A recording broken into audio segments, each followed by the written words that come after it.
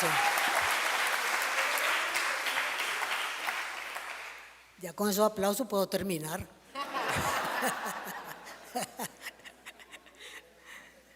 Muchas gracias, John Marie, y muchas gracias por traer ese párrafo de García Márquez. Yo creo que yo tuve la suerte de que él haya sido tan buen novelista, o sea, una persona con una gran imaginación. Eso no siempre le sucede a uno. Pero bueno, hablaba con John Marie hace un rato de la importancia de este simposio. Yo agradezco mucho que el LASA haya decidido hacer un simposio regional para reflexionar sobre los desafíos centroamericanos. Y agradezco mucho a LASA también por un detalle que ella mencionó. Algunos de ustedes o muchos de ustedes suscribieron cartas e hicieron actividades para demandar la liberación del grupo de presos políticos en que yo me encontraba. De manera que pues siempre tengo esa gratitud especial con ustedes, porque mucha gente a veces piensa que ese tipo de gestos no tienen consecuencias, y sí tienen. Y al final las voces que se van sumando sí tienen consecuencias, sí tienen una repercusión, sí representan una esperanza y sí representan un auxilio, sobre todo para gente que está en condiciones de prisión, de secuestro, ¿verdad? En donde el sentimiento es decir, sentir que hay una solidaridad es absolutamente fundamental para sobrevivir. Pero bueno, estamos en una Centroamérica en condiciones bien complejas. Ayer se reunió la Organización de Estados Americanos, el Consejo Permanente, para analizar las declaraciones de Daniel Ortega el 19 de julio, en la cual dijo varias veces de que no iba a volver a haber elecciones en Nicaragua. Y eso pues ha causado un gran revuelo internacional y con toda justicia. Y ayer el Consejo Permanente de la OEA se reunió y hubo un consenso de plantear por lo menos tres cosas. Uno, de que efectivamente en Nicaragua no hay una democracia, hay una dictadura, que la cancelación de elecciones es un hecho absolutamente decisivo y que hay violaciones graves a los derechos humanos. Pero el Consejo Permanente quedó en un conflicto entre la declaración y ese consenso declarativo y la búsqueda de acciones frente a la dictadura de los Ortega Murillo. Y este es siempre el gran asunto que está de por medio. Si el continente no actúa, el continente manda un mensaje. Si los países de América Latina no actúan y solamente sacan comunicados, muy buenos los comunicados, yo lo agradezco siempre, pero si no hay actuación, el mensaje que se lanza es un mensaje de impunidad, es un mensaje de luz verde para el establecimiento de nuevos regímenes autoritarios en una región que siempre ha tenido unas condiciones democráticas precarias y en dificultades. Y ojalá esto fuera totalmente retórico, pero realmente no lo es. Es decir, aquí tuvimos antier a Oscar Martínez, del jefe de redacción del Faro, explicando cómo es que el Faro pasó de ser un medio de comunicación dentro de El Salvador a ser un medio de comunicación en el exilio. Y cómo ellos en un momento que se están preparando para regresar a El Salvador, están en una recepción y alguien les dice, miren, mañana los esperan en el aeropuerto para capturarlos. Y de ahí el Faro tiene que lanzarse al exilio. Pero bueno, si no hay mensajes y los mensajes son acciones, va a haber impunidad. Y yo quiero aquí hablar con ustedes un poco, una reflexión sobre cómo es que comienza todo esto. Porque para que una persona se pare y diga, no va a haber más elecciones aquí y piense que no va a haber mayor reacción, es porque ha recorrido un camino. ¿Y cuál es el camino que ha recorrido? Y el recorrido es importante porque ese camino lo estamos viendo, las señales por todas partes. Daniel Ortega no llegó al poder de nuevo en el año 2006 proclamando una dictadura, ni siquiera tomando medidas de una dictadura. Eso tomaría un tiempito. Es decir, las dictaduras al final de cuentas se construyen sobre la base del corrimiento de los límites cotidianos del poder político. El poder se expande todos los días en un proceso que pareciera incruento y que finalmente tiene resultados nefastos. En el 2007 comenzó las señales de la represión selectiva. El movimiento autónomo de mujeres fue allanado y 8 líderes feministas fueron llevadas a la fiscalía para ser procesadas, acusadas de abortistas, de diabólicas,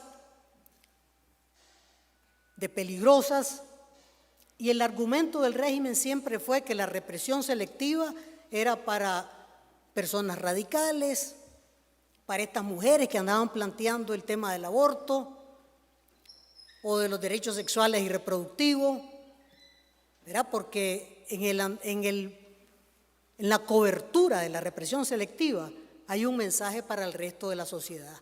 No es con ustedes, es con estos. No estamos tocando a nadie, es a ellas. No estamos agrediendo a otro, es solamente este grupo peligroso. Y claro, en el 2008 mismo, entonces mi partido UNAMO, entonces el MRS, le cancelaron la personalidad jurídica para evitar que fuéramos a las elecciones municipales. Primer fraude, o mejor dicho, segundo fraude, porque en el 2006 el 8% del voto no fue contado. Es decir, se cauterizaron las juntas receptoras de votos y no se contaron para evitar que Ortega tuviera que ir a una segunda vuelta. Segundo fraude es sacar de juego al MRS del escenario electoral, acusándonos de ultra radicales, radicales de ultraizquierda peligrosos, para cosechar aplausos de un segmento con el que ya el régimen comenzaba a estructurar alianzas. Y bueno, son los primeros golpes, 2007, 2008, se mueve alguna gente, pero no hay demasiado ruido, con un modelo populista sobre la mesa que después se transformó en modelo clientelar. Y cuando llegamos al 2011, pues entonces el fraude se amplió un poco más. Ya se sacó el partido que podía representar alguna contienda y ya los resultados electorales no se presentaron por juntas receptoras de voto, sino por porcentajes, porque ya pues era difícil, era un fraude demasiado grande el paquetazo como para presentar resultados absolutos. Y llegamos al 2016 y otra vez el fraude un poco más grande. Otra vez eliminación de partidos y ahora los porcentajes solo se dieron nacionales. De manera que cuando Ortega dice no va a haber elecciones, los nicaragüenses sabemos que no ha habido elecciones. No ha habido elecciones desde el 2006 a la fecha, que lo que ha habido es un mamotreto electoral, un circo electoral, una manera de disimular que se cumplía con un procedimiento que es inherente a las democracias liberales. Pero no ha habido elecciones. Pero ya en el 2014, los obispos entregan una carta al gobierno donde le detallan 10 grandes problemas y en el último le dicen: rectifiquen respecto al Consejo Supremo Electoral elija un nuevo Consejo Supremo Electoral que garantice elecciones limpias. Ortega y Murillo encarpetaron el asunto, hicieron unas comisiones y pasó. Mientras tanto, el modelo autoritario se extendía a las universidades, se extendía a los barrios, se extendía a las oficinas públicas, se extendía a los vecindarios, y se extendía al campo. Los campesinos comenzaron a ser amenazados en el 2014 de que iban a construir un canal por Nicaragua con una concesión que se le otorgó a una empresa china y los amenazó de confiscación de sus tierras y las tierras de las comunidades y los pueblos indígenas de la costa caribe. Y entonces se alzó un movimiento campesino poderoso. Por primera vez el campesinado como sujeto político en torno a sus propias demandas. Y claro, fue reprimido, digamos, como decían antes en la época de la dictadura de los Somoza, culata moderada.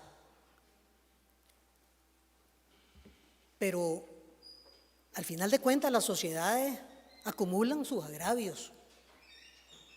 Y en el 2018 el gobierno decide que le va a cobrar a los jubilados el precio del servicio médico, le va a deducir un porcentaje de su pensión para pagar los servicios médicos a los jubilados, que además son unas pensiones absolutamente irrisorias, y entonces hay unas primeras manifestaciones, pero en el 2018 en la protesta coinciden los agravios de todos lados, de los estudiantes universitarios a quienes les robaban las elecciones en la universidad y estaban sometidos a la juventud sandinista, la gente de los barrios que estaba siendo obligada o que estaba siendo forzada a hacer actividades con las que no quería participar, los trabajadores del Estado, los médicos, la gente de los trabajadores de salud, los profesionales. Es decir, hay una coincidencia general de agravios y se destapan en Nicaragua unas protestas generalizadas, las más grandes protestas que ha habido en el país en los últimos 50, 60 años. En realidad, totalmente magníficas, pero además con un sentimiento de una convergencia de intereses generales en esas movilizaciones. Y aquí está el punto, un punto de inflexión crítico. El gobierno de Ortega decide enfrentar esas protestas como una guerra. Una guerra. Y se organiza para la guerra. Convoca a sus paramilitares, arma a sus paramilitares, convoca a los oficiales del ejército, pone en función a la inteligencia militar, pone en función a la inteligencia policial, sacan a los francotiradores de la policía y francotiradores del ejército con la orden de tirar a matar. Y yo les digo, yo vi decenas de radiografías de los asesinados en las protestas de abril del 2018 y son disparos a la cabeza. Esos no son ametrallamientos generales donde uno agarra un tiro por aquí, el otro por allá, no, son disparos a la cabeza, francotiradores con la orden de tirar a matar. Bajo la orden de Rosario Murillo, de que hay testigos para eso, del vamos con todo. Es decir, una guerra contra una protesta cívica. Y yo creo que este es el hecho más interesante del modelo que vendría después. Oscar Martínez decía antier una cosa muy importante. Dice, cuando se disipen los aplausos, se van a escuchar las botas militares. Y ese momento puede ser antes o puede ser después. Pero el régimen en el 2018 decide que el disimulo no da para tanto, que no va a buscar una salida a la crisis por la vía de entender lo que estaba planteando cada sector social, que no quiere dialogar sobre lo que está pasando en el país, que quiere mantener su modelo y que lo va a imponer a sangre y fuego. Y lo imponía a sangre y fuego, sin asco. Y no estamos hablando de los años 60, estamos hablando del 2018. Hay medios de comunicación, hay redes sociales, hay millones de metros de video tomados por todo el mundo que dan testimonio de todo lo que pasó. De unas protestas cívicas ametralladas a sangre y fuego. Hay estudios, hay investigaciones, hay documentos, y desde entonces todos los organismos de derechos humanos han mantenido el reporte anual de lo que sucede en Nicaragua, todos los años. Ningún nicaragüense se puede quejar de la Comisión Interamericana de Derechos Humanos, impecable, la CIDH. No nos podemos quejar del Consejo de Derechos Humanos de Naciones Unidas, impecable, del grupo de expertos de Naciones Unidas, impecable los informes, del grupo de expertos que analizó las muertes entre abril y mayo, impecables, ahí están todavía publicados. Y ahí están los resultados, porque después del 2018 vino la continuidad de esa guerra, que tiene en el 2021 otro punto de inflexión donde pasamos ya al estado de terror, porque en el 2021, de cara a las elecciones, los Ortega Murillo deciden que tienen miedo a unas elecciones bajo control total de ellos, total control del aparato electoral, total. No, era absolutamente controlado, no hay ni un resquicio. Pero como la oposición decidió desafiar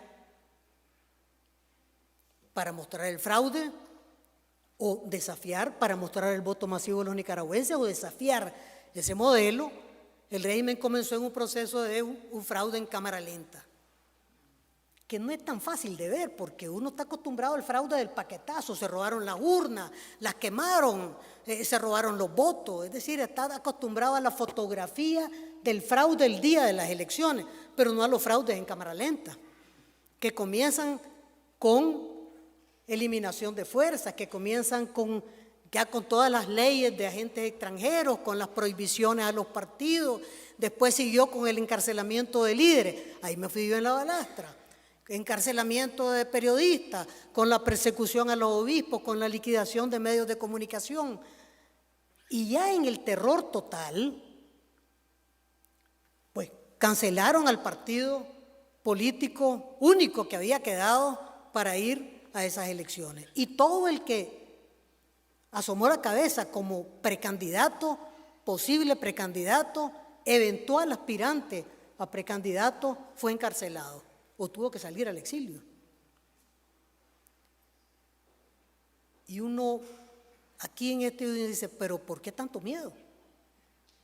¿Cómo es que una dictadura que tiene control total de todo, de la policía, del ejército, el sistema judicial, el sistema electoral, tiene una red de medios de comunicación, una narrativa instalada, ¿verdad? Ha tenido una base social más o menos interesante, por lo menos un 30%, ¿por qué tiene miedo?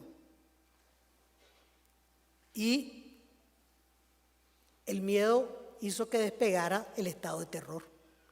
Entonces, después de eso, vino el exilio masivo y después la represión masiva. Porque si ustedes ven aquí, vamos viendo una primera etapa, que es la etapa de la instalación del régimen autoritario, que es la manipulación institucional. El elemento central es la manipulación institucional, la manipulación del sistema electoral, la manipulación del sistema judicial, la represión selectiva. Después van los fraudes, y los fraudes se van haciendo cada vez más masivos, cada vez más fuertes, cada vez más ostensibles, y la represión va aumentando. Con un modelo entre la instalación del régimen autoritario y el 2018, que se caracterizaba por una sólida alianza con el sector empresarial nicaragüense. en lo que se llamó el modelo de diálogo y consenso, llevado a la reforma constitucional del 2014, como un modelo corporativo. Los agentes del sector privado estaban en todas las instituciones públicas, en todas las directivas públicas, y eran consultados para todas las decisiones de políticas públicas. Ni un sindicato, ni un grupo campesino, ni un movimiento social, ni un segmento de otra naturaleza, los empresarios, con un grupo ahí de los grandes empresarios como los grandes asesores. Una alianza que se fracturó efectivamente en el 2018, cuando el sector empresarial decidió también acompañar las protestas populares. Pero esa evolución del régimen autoritario a la dictadura llega al punto de la dictadura dinástica, porque no estamos frente a las dictaduras militares. Esa no es una dictadura militar, como puede haberlo sido en El Salvador o en Guatemala, las dictaduras de los años 70. Verá, es una dictadura de una familia. Y esa dictadura de esa familia entra ya a estar sobre la mesa con el ascenso de Rosario Murillo como vicepresidenta, ¿verdad? Y la progresiva ocupación de espacios de poder que Daniel Ortega iba dejando. Hasta que llegamos al 2025, y en el 2025 se hace una reforma constitucional masiva, pero masiva, total. Es decir, lo único que no cambió, era el nombre de la Constitución. No, y lo digo en serio, ¿no? Eso fue lo único que no cambió, y ahí cambió todo. El prólogo, el preámbulo, absolutamente todo. Y esa reforma constitucional tenía un solo objetivo, que es garantizar la sucesión institucional de Rosario Murillo en el poder político. Y hablamos de sucesión. Cuando uno habla de sucesión, es porque alguien necesita ser sucedido. ¿Y por qué necesita ser sucedido? Porque tiene un riesgo de desaparición del escenario. Va a salir del escenario por la razón que sea. Entonces se abre ese periodo sucesorio y Rosario Murillo necesita cumplir dos condiciones. Una, la condición institucional. No es suficiente la vicepresidencia, porque al final de cuentas, en la Constitución como estaba, la vicepresidencia le garantizaba el ascenso a la presidencia, pero la metía en otros problemas. Entonces inventan un modelo que es una dictadura bicéfala con una copresidencia, donde Ortega es copresidente y Rosario Murillo copresidente. Y según la letra de la Constitución tienen iguales atribuciones, igual poder institucional. Entonces Rosario Murillo resuelve su primer problema, la sucesión institucional. Segundo problema, el problema de subordinación, de construcción del poder. Ya no estamos hablando de un régimen autoritario, sino que ya estamos hablando de una dictadura constitucionalizada en regla y forma. Y ese es un texto que vale la pena leerlo, porque el texto muy tranquilamente dice que se eliminan los poderes del Estado, es decir, todo el sistema de control y balance clásico de los sistemas presidencialistas, donde se presume autonomía e independencia del sistema judicial, electoral, las asambleas legislativas y el ejecutivo, todo eso desaparece y ellos quedan establecidos como órganos subordinados a la copresidencia. Es decir, una dictadura constitucional. Por ahí unos par de comunicados por aquí, otro par de comunicados por allá, pero no hubo gran susto tampoco. Y el tercer punto, que siempre va a resolver lo que Rosario Murillo quiere, es la clásica manera en la cual las reformas constitucionales en Nicaragua, en realidad de lo que se tratan las reformas constitucionales en su mayoría, que son los artículos transitorios. Si ustedes quieren leer constituciones nicaragüenses, comiencen leyendo los artículos transitorios. Eso es la parte medular de las reformas constitucionales, que dice, por esta vez, el periodo presidencial se extiende a 6 años. Y por esta vez, las personas que estaban electas como presidente y vicepresidente van a quedar como copresidentes para 1 año más. Entonces se aumentaron 1 año de plazo porque Murillo no quiere someterse ni siquiera al intento de fraude electoral, ni siquiera al modelo de fraude electoral del 2021. Pero tiene un problema adicional. Bueno, resuelve el problema institucional, además con todo ese modelo de dictadura, eliminan de la Constitución todo el mandato constitucional que había de adherencia o de adhesión a los pactos de derechos humanos internacionales, eliminan derechos ciudadanos, se vuelan el debido proceso, etcétera, ¿verdad? Pero a Rosario Murillo le falta un asunto que es político. Una cosa es la sucesión institucional, otra cosa es la sucesión política, ¿verdad?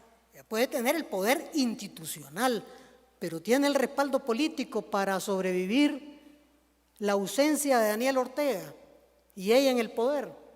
Bueno, Humberto Ortega decía que no, dijo que no. Humberto Ortega dijo, Rosario Murillo no va a sostener el poder por sí sola, no está en capacidad de garantizar cohesión en sus propias fuerzas, no está en capacidad de tener sustento político, y al día siguiente se llevaron a Humberto Ortega preso y murió en la cárcel, ¿verdad? Porque era una aseveración muy fuerte. Entonces, pero la sucesión política demanda otros métodos. Entonces, Rosario Murillo ha comenzado y sigue, ¿verdad?, ejecutando una purga masiva al interior de las filas del sandinismo. Porque el círculo de lealtades de Ortega no es su círculo de lealtades. Ella va a la reconstrucción de un círculo de lealtades para ella, de gente que le deba la vida política a ella, que le deba los cargos a ella, que le deba el protagonismo a ella. Y entonces comienzan a entrar en la cárcel líderes nacionales y locales del Frente Sandinista, jueces, comienza la limpieza en el sistema judicial y se vuelan magistrados y abogados y de todo, y jueces, y ahora ya llegaron al extremo de cancelar los títulos de abogados. Y alguien me estaba diciendo, no lo he podido comprobar, que la presidenta de la Corte Suprema también le cancelaron el título de abogada, porque cualquier cosa puede pasar al final de cuentas, ¿no? Pero bueno, la purga se extiende dentro del Frente Sandinista, en los círculos económicos vinculados a Daniel Ortega y en los círculos políticos vinculados a Daniel Ortega. Y se va construyendo una nueva correlación que obedece exclusivamente a Rosario Murillo, con un Daniel Ortega debilitado físicamente y mentalmente con dificultades. Una persona con problemas graves de coherencia. Pues el otro día, hace como 5 días, en el aniversario de la Fuerza Aérea, dijo que en la batalla de Ocotal los marines habían atacado a Sandino con helicópteros. Si no habían helicópteros de guerra en esa época. Es cierto que la aviación atacó a Sandino en Ocotal, la aviación, pero no habían helicópteros. En la próxima versión de la batalla de Ocotal seguramente van a aparecer los drones en la cabeza, es decir, pero con esto lo que quiero decir es la precariedad de la cabeza del poder, ¿verdad?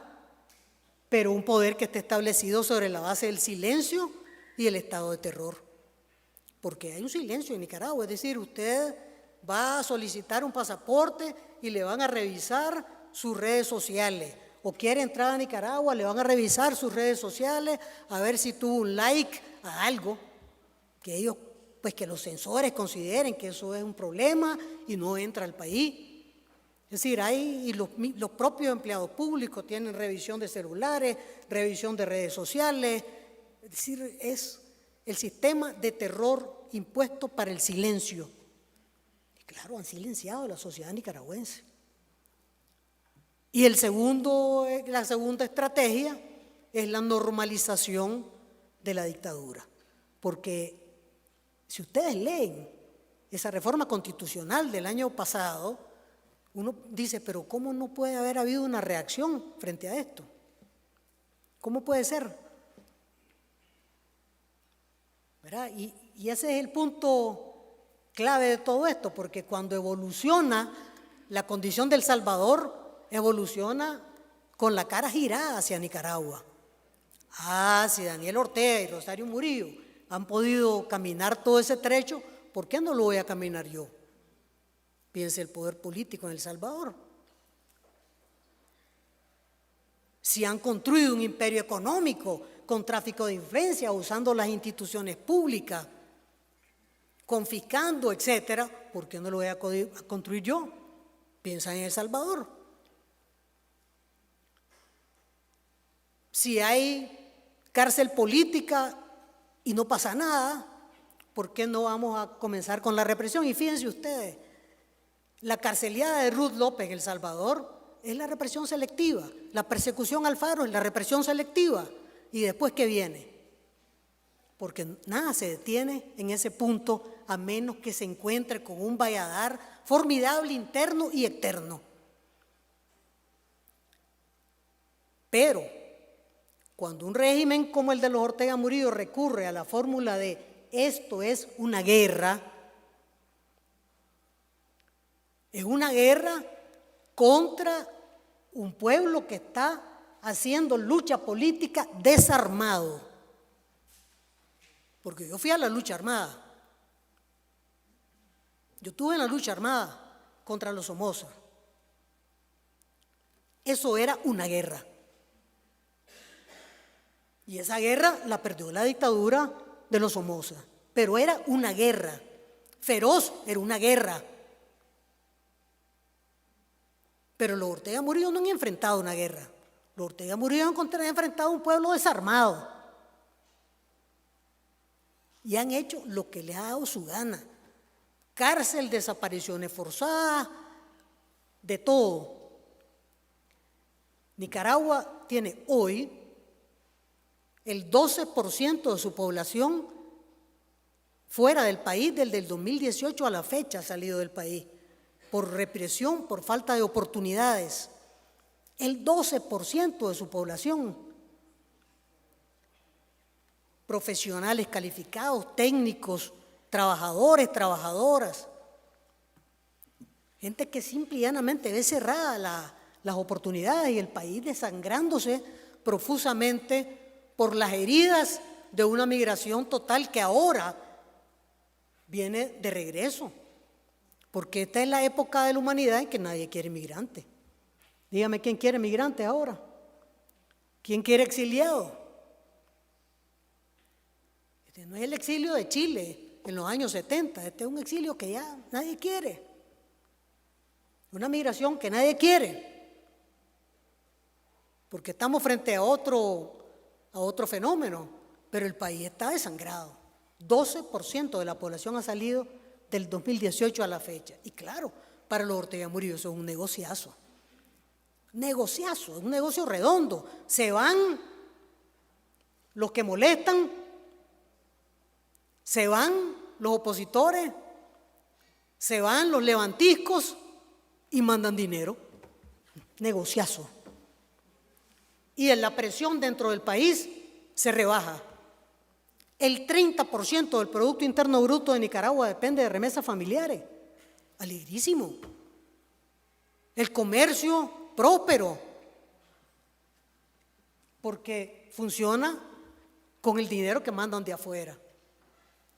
Entonces, es un gran negocio para los Ortega Murillo, en un momento en que se está, en efecto, regresando los flujos migratorios por la vía dura, ¿verdad? Pero quiero terminar con un punto.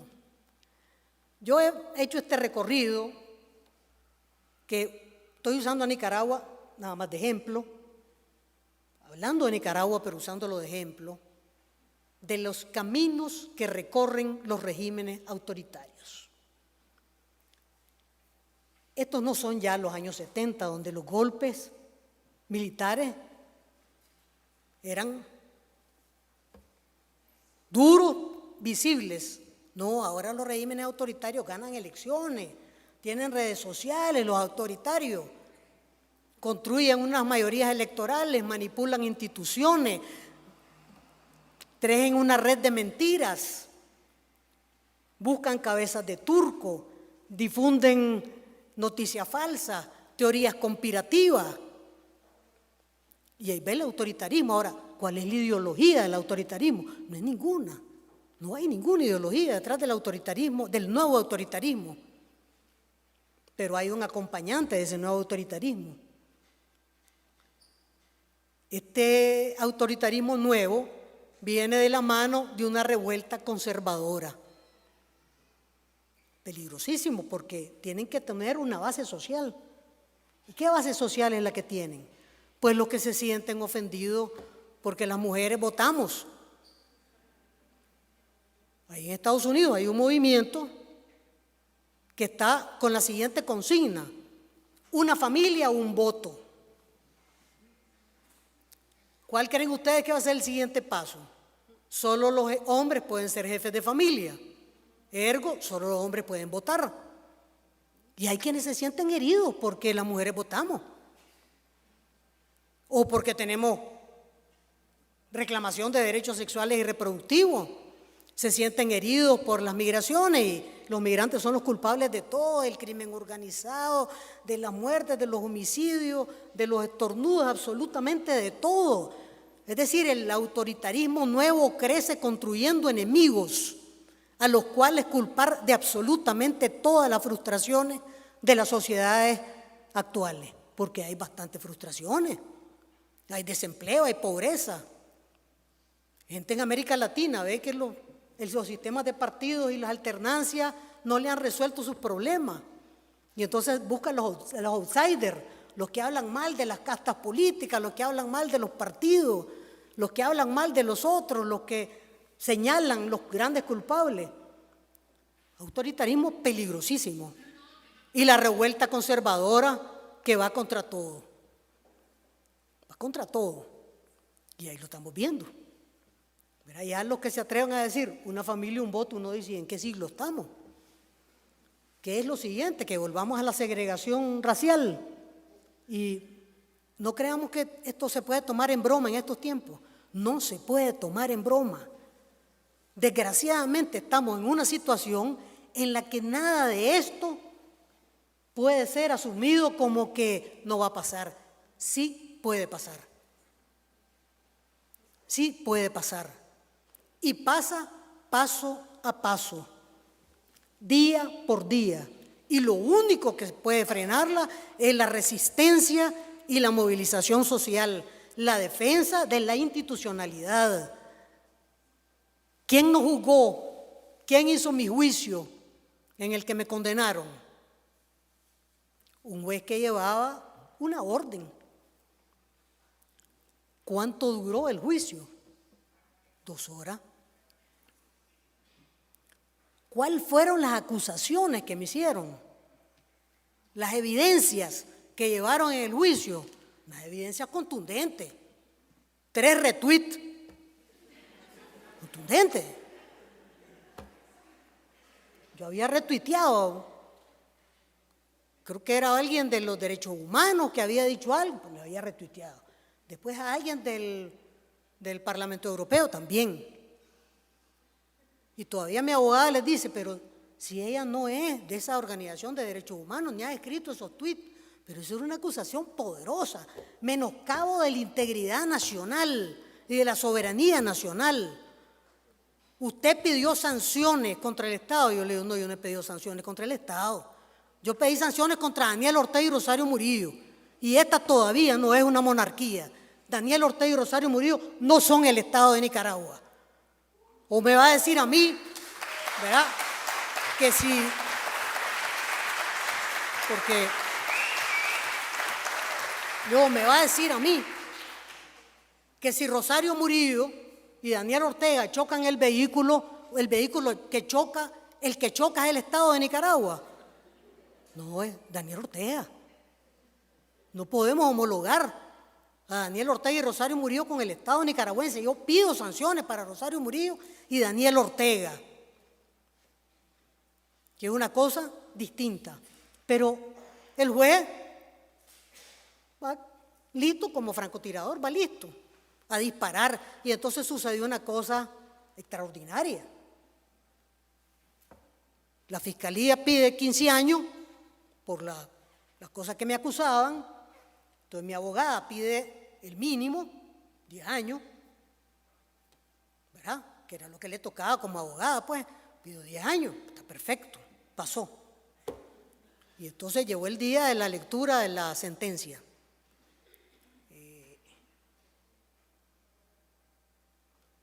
Y yo comienzo a oír al juez leer un papel y digo yo, qué cosa más extraña.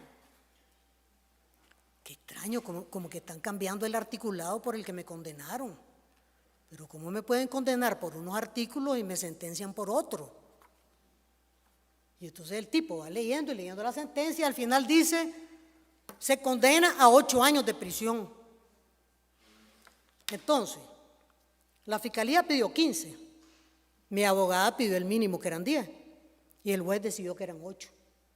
Porque ya en ese momento Rosario Murillo había decidido que todas las mujeres que no condenaran eran 8 años. Punto. O sea, yo pongo esto solo para que tengamos claro de que hay un momento en que el disimulo deja de existir. Entonces ahora los juicios son por televisión, los presos ya no los llevan al juzgado, están en una sala, les ponen una pantalla y el juez está disparando sentencias ahí por la vía virtual y ya está, si no se gasta gasolina, nadie suda, no hay problema, ¿verdad? ¿Sí? Ahora, todo parece que no puede pasar, pero todo pasa, en efecto. Entonces, mi punto aquí es decirles a ustedes, Centroamérica es una región en dificultades, para decirlo barato. Hay una dictadura dinástica, una tiranía dinástica en Nicaragua, hay un régimen autoritario en regla y forma montado en El Salvador, no hay para dónde voltearlo a ver, por mucha simpatía que tenga, ¿verdad? No hay manera. Y es un régimen que tiene control de todo. Y hay unos pasos que van sonando. Ayer en la reunión de la OEA, Honduras y El Salvador guardaron silencio. ¿Por qué guarda silencio Honduras? Y uno dice, bueno, algo hay. Entonces, mi tema aquí es solo decirle, este es el momento de estar alerta y levantar las defensas de lo que hay de democracia, de lo que hay de sistemas judiciales, de lo que hay de sistemas electorales, para que no se conviertan en sicarios de regímenes autoritarios. Pero es el momento de reaccionar. Si los países del continente no reaccionan, y de Europa no reaccionan, actuando frente a la dictadura en Nicaragua, ustedes van a ver cómo van a prosperar los regímenes autoritarios en este continente, porque ganas no le faltan. Muchas gracias.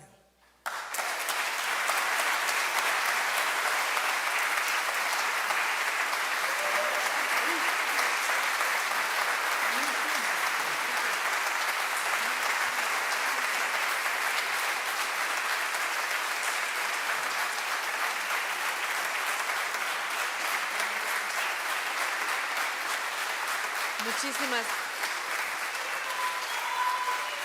¿Se escucha? ¿Se escucha? Hola, ¿se escucha? Gracias. Muchas gracias, Dora María. Muy conmovedor su testimonio, su análisis. Y tenemos más o menos 15 minutos para tomar algunas preguntas del público. Les ruego ser muy conciso porque precisamente tenemos muy poco tiempo. ¿Quién tiene el micrófono aquí? Ahí arriba está el micrófono. ¿Alguien tiene alguna pregunta? Por favor.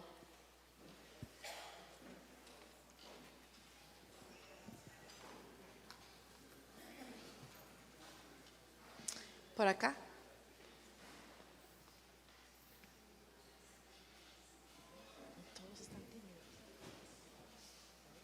Sí. Hola, buenas tardes. Mi pregunta es, ¿qué opinión le causa que la presidenta Claudia Sheinbaum de México haya dicho hace un par de semanas que el principio de no intervención era necesario respetarlo y por eso México no se iba a posicionar al respecto, y que también hablaba sobre respetar la libre voluntad del pueblo nicaragüense y por eso no iban a condenar al régimen? Gracias. Tomamos un par de más, si es que hayan. Por acá, tenemos una. ¿Alguna más? Por acá, por acá.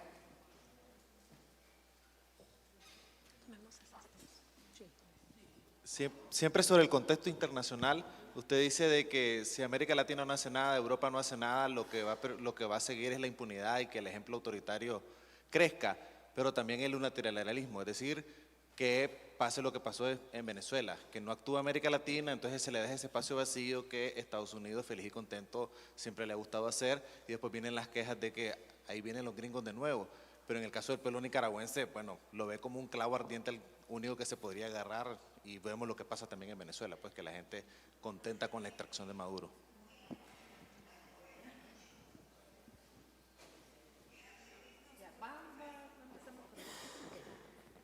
Bueno, de México, realmente la posición de la presidenta Sheinbaum es una posición que no se sostiene en la doctrina de política exterior mexicana tampoco, ni en la práctica de la política exterior mexicana. No es mi especialidad la política exterior mexicana, pero yo sí conozco un buen ejemplo. El presidente José López Portillo fue absolutamente beligerante en la guerra contra la dictadura de los Somoza, totalmente beligerante. Y lo fue con Nicaragua y lo fue con El Salvador. Y nadie puede acusar al presidente López Portillo de ser ultraizquierda o ultraderecha, ¿verdad? Pero la posición de México, que además siempre ha estado bajo la tesis del respeto a la soberanía de los países, la posición de México era clarísima, como lo fue la posición de Panamá también, y lo fue la posición de Costa Rica, del presidente Carazo en Costa Rica, de Torrijos en Panamá. Es decir, entonces América Latina entendió perfectamente de que había que frenar la dictadura de los Somoza. Y Panamá se dio un lugar en la Asamblea General de la OEA que dijo que el régimen era ilegítimo y que Somoza debía abandonar el poder, con todas sus letras. Y México estaba ahí. Entonces, apelar a la no intervención es francamente equívoco, porque en realidad los Ortega Murillo tienen una guerra contra el pueblo de Nicaragua. Ese es el punto para mí. Aquí no estamos hablando de un conflicto político. No estamos hablando de que estamos unos en una esquina y los otros en otra y nos estamos sacando la lengua. Estamos hablando de muertos, presos, desaparecidos, exiliados. Es decir, estamos hablando de unas gravísimas violaciones a los derechos humanos, de crímenes de lesa humanidad. El gobierno de México no debería poder quedarse en silencio, y lo más interesante es que no lo hace en el Consejo de Derechos Humanos de Naciones Unidas. Es decir, México ha aprobado todas las resoluciones del Consejo de Naciones Unidas que tiene que ver de los derechos humanos, que tiene que ver con Nicaragua. Su posición ayer en la OEA fue misma de que tiene que haber procesos electorales, pero bloquean la posibilidad de acción. Y yo les voy a decir con franqueza, ninguna dictadura entiende con palabras de amor, ninguna. Te quiero mucho, componete, mira hombre, entendé, las cosas son de otra manera, la democracia es buena, las elecciones las podría ganar. Nadie entiende de eso, las dictaduras no entienden de eso. ¿Sí? No hay manera. Lo único que entienden es de dolor.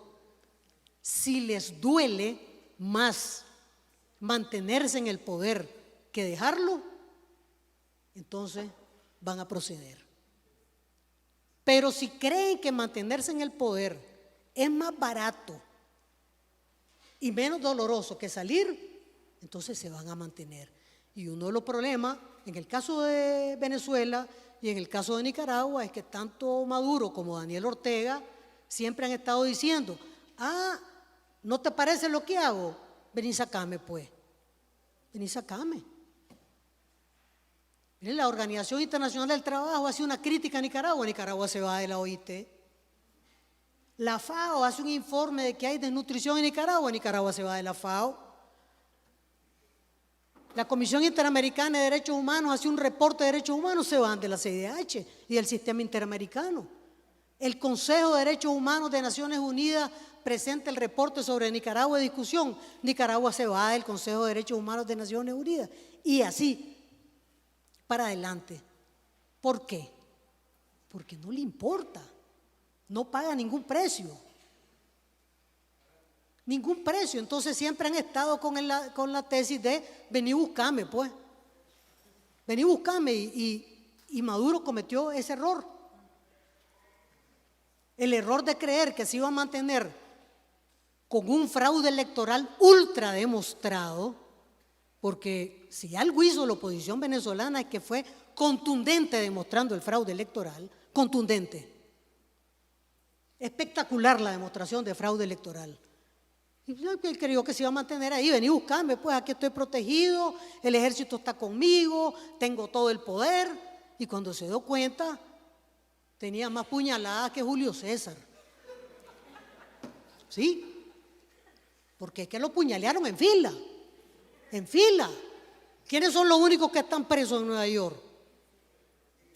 Todavía hay una recompensa sobre la cabeza de Diosdado Cabello. El hombre anda caminando con un sombrero que dice 25 millones de dólares y no pasa nada.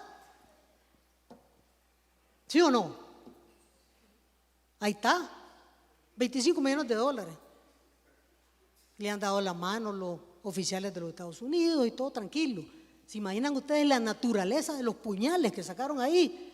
Los van a patentar en Suiza, salvaje. Sí.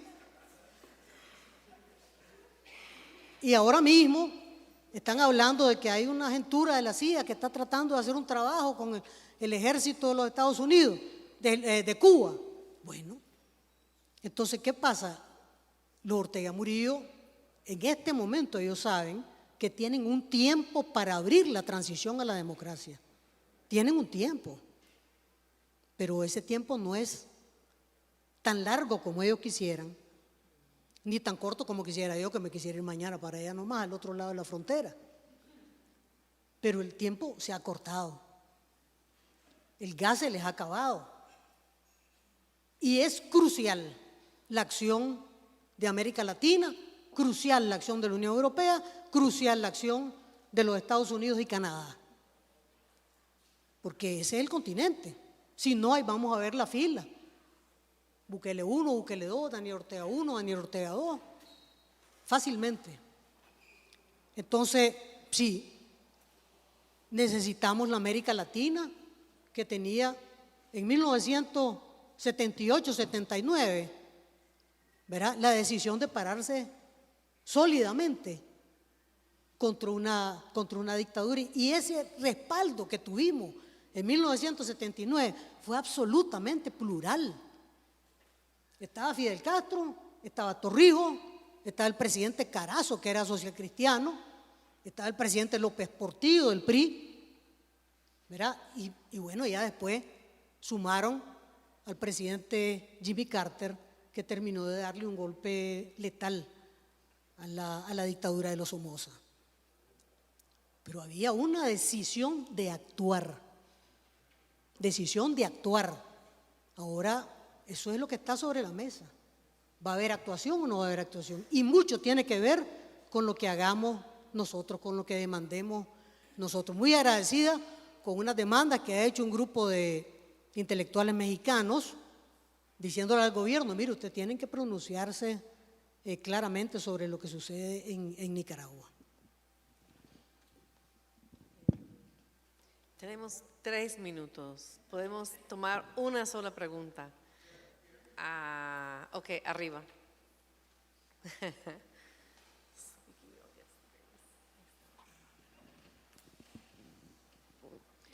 Muchas gracias.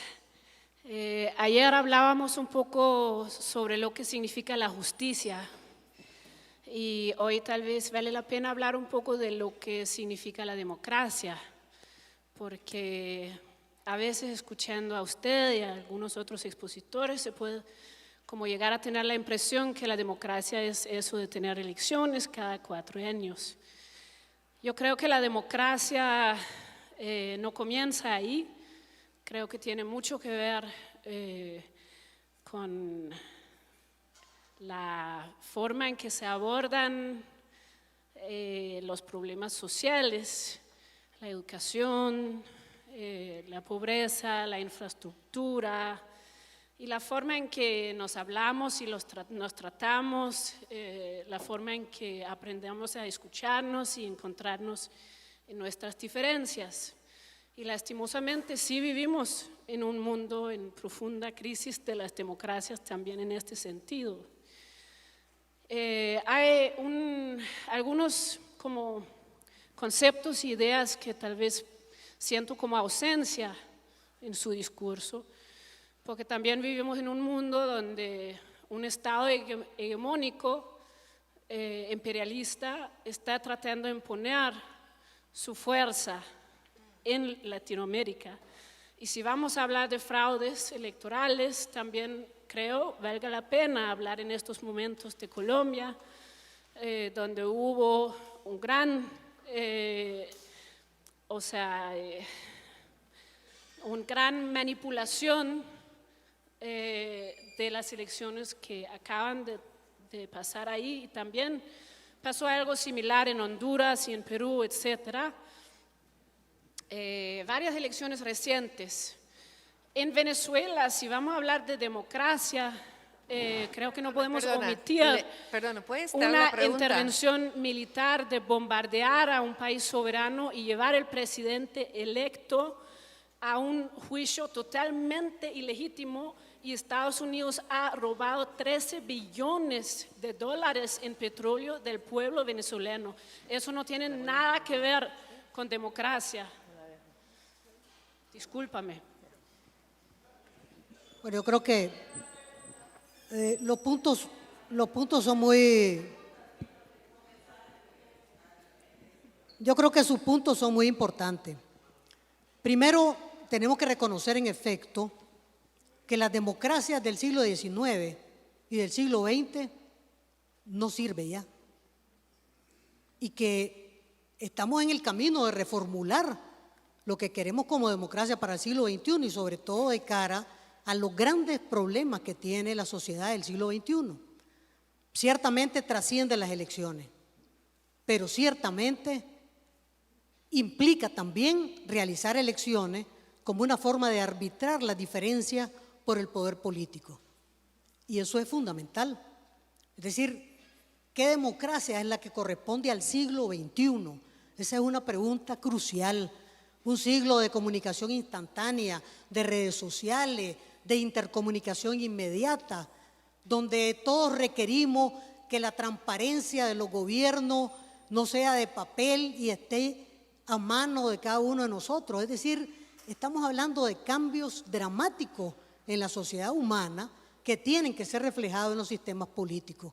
Y yo creo que estamos de acuerdo en reconocer de que el sistema de partidos políticos que se estableció con los estados nacionales y después en el siglo XIX y XX, pues está colapsando. Y los propios partidos políticos tienen que reconocer que tienen que variar su naturaleza para poder representar los problemas de la gente, ciertamente. Ahora, su perspectiva sobre Venezuela me parece a mí muy relevante, pero yo estoy obligada a hablar desde nuestra perspectiva de adentro.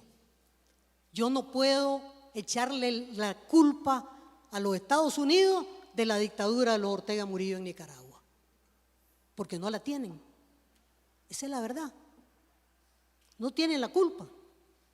Lo que le puedo reclamar ahora a la administración Trump, y se lo podía reclamar antes a la administración Biden, es que no hubieran puesto en función el Tratado de Libre Comercio y las cláusulas que amparan la democracia y los derechos humanos en el Tratado de Libre Comercio, como se lo reclamamos a los europeos.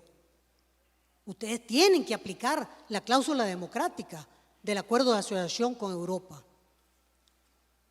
Pero, ¿puedo reclamarle yo a los Estados Unidos la dictadura de Nicaragua? No puedo. ¿Le puedo reclamar la dictadura de Venezuela? En realidad no puedo. Puedo estar totalmente en desacuerdo con la extracción de Maduro, absolutamente. Pero ojo, ¿fueron los Estados Unidos? Simplemente. ¿O estaban convocados por fuerzas de dentro también? ¿Verdad? Porque mi perspectiva es desde nosotros. Nosotros no podemos tener mentalidades neocolonizados ni decolonizados. Y nosotros tenemos que estar claros que el problema nuestro es nuestro y que en primer lugar nos corresponde a nosotros resolverlo. Pero también le decimos a la comunidad internacional, ustedes también son accionistas en este problema. Actúen. Nosotros hemos actuado, pero actúen ustedes. Y actúen es llamar a la intervención y que se lleven a la Rosario Murillo Daniel Ortega, que sería popularísimo en Nicaragua. No, yo lo digo con toda franqueza. No, con toda franqueza. No. Yo lo digo con toda franqueza, sería popularísimo. Ahora es lo deseable, no es lo deseable. Pero si nadie actúa, termina actuando alguien más. Y yo por eso siempre digo, México y Brasil tienen una elevada responsabilidad en actuar para abrir la transición democrática en Nicaragua, porque son dos potencias en América Latina. Pero si hay silencio ahí, otros actúan. Esa es una verdad. Entonces yo sí estoy de acuerdo con usted en su punto, totalmente de acuerdo. Tenemos el desafío de prefigurar, y yo ya voy de salida, los más jóvenes tienen el desafío de prefigurar la democracia del siglo XXI, y también tenemos el desafío de pararnos sobre nuestros propios pies y sin echarle el pato a otro de lo que nos está pasando, ¿verdad? Muchas gracias. Muchas gracias.